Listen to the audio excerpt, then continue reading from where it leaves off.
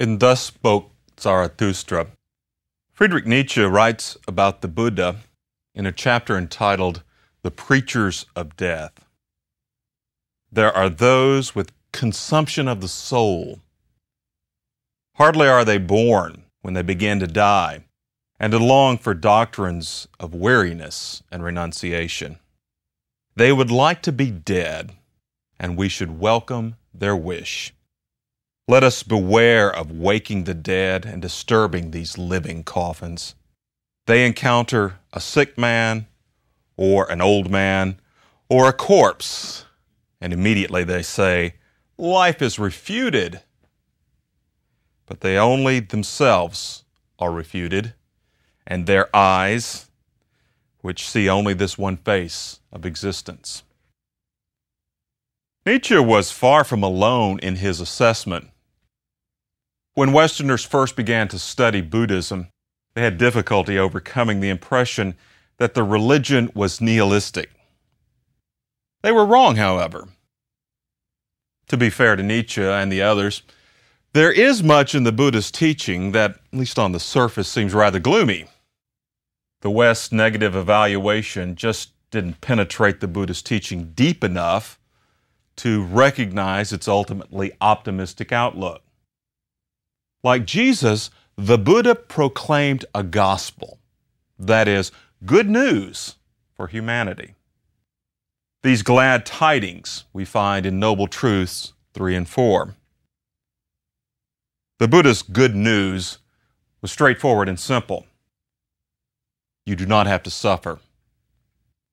Genuine, enduring happiness is possible. In the first discourse offered to the 5 monks in the Deer Park, the Buddha explains the third noble truth. Now this, bhikkhus, is the noble truth of the cessation of suffering. It is the remainderless fading away and cessation of that same craving, the giving up and relinquishing of it, freedom from it, non-reliance on it. If tanha, thirst or craving, is the cause of dukkha, then the solution is clear. Stop craving. If we cease craving, we end attachments. If we end attachments, we end suffering and rebirth. Once the problem is properly analyzed, the resolution is obvious. The difficulty, of course, is giving up craving. The phenomenon of craving, as we have seen, has many factors contributing to it. We've mentioned the insidious way mere desire can turn into thirst and then addiction.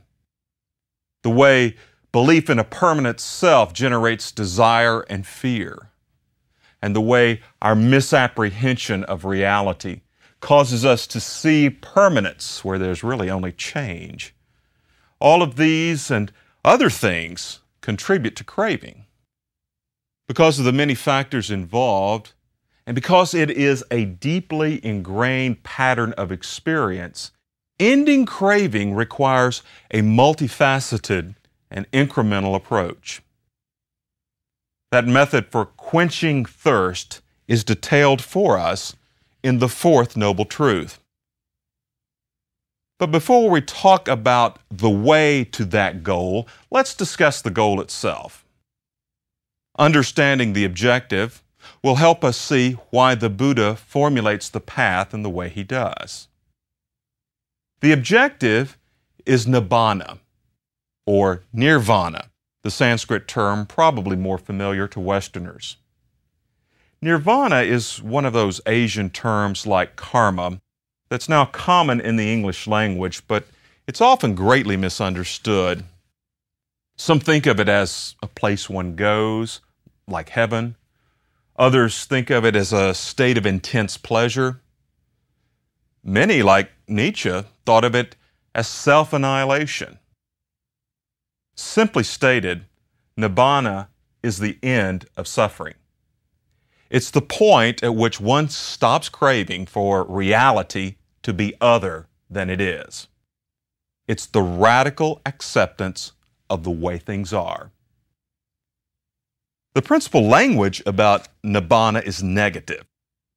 The Buddha called it the eradication of desire, the cessation of thirst, the destruction of illusion. It may even be valid to say that nibbana is self-annihilation, if we bear in mind that the annihilated self is not real to begin with. What's annihilated is the illusion of a separate, substantial self. Nibbana is usually described in negative terms, but that does not mean it's a negative state. Nibbana refers to a reality beyond ordinary experience, and hence beyond the limitations of language. To avoid misleading ideas, the Buddha preferred to use the via negativa, the strategy of negation that's commonly used in mystical traditions when the ultimate reality is regarded as beyond conception. Like moksha in Hinduism, nibbana can be realized in life, but the Buddha distinguished between the nibbana in life and the final nibbana, realized at death. A person who completely sees nibbana, and that is using the traditional expression, that person is known as an arahant. An arahant has fully realized the Dhamma, the truth of the Buddha's vision, and is free of craving, aversion, and misknowing. As a living person, the arahant may still experience physical pain or other forms of karma that come as the consequences of actions prior to enlightenment. Yet even with physical pain, one does not suffer. In Buddhism, suffering is distinguished from pain. Pain is a bodily sensation, but suffering pertains to the mental anguish that comes from resisting pain, or merely resisting the way things are. The arahant does not generate new karmas, but still must experience the effect of old ones. And this is called nirvana with remainder. At final nibbana, or paranibbana, all karmic energies sustaining existence are dissipated, and the arahant is released from rebirth. This is nibbana without remainder. The image often associated with final nibbana is a candle whose flame has gone out because the fuel and the oxygen have been exhausted.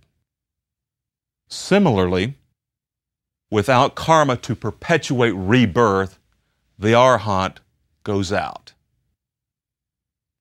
Quite naturally, the Buddha's disciples were interested in what happens at paranibbana. We've noted many times, one of the central issues of the axial age was the matter of individual destiny after death. On one occasion, the monk, Malankya-Putta, complains that the master has never explained final nibbana. Specifically, Malankya-Putta wanted to know if an arahant exists after death, or does not exist after death, or both exists and does not exist after death, or neither exists nor does not exist after death. But the Buddha firmly refused to answer the question, saying that knowing the answer was not essential to seeing nibbana, and dwelling on such questions was a hindrance to the goal. The Buddha was generally reticent about issues, no matter how interesting or important to the questioner, that were not essential to the termination of suffering.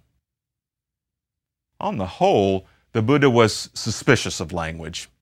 He seemed to think that language could be deceptive because words have a tendency to reify or ossify an impermanent, interrelated reality. We can easily get entangled in our concepts and views, as he called them.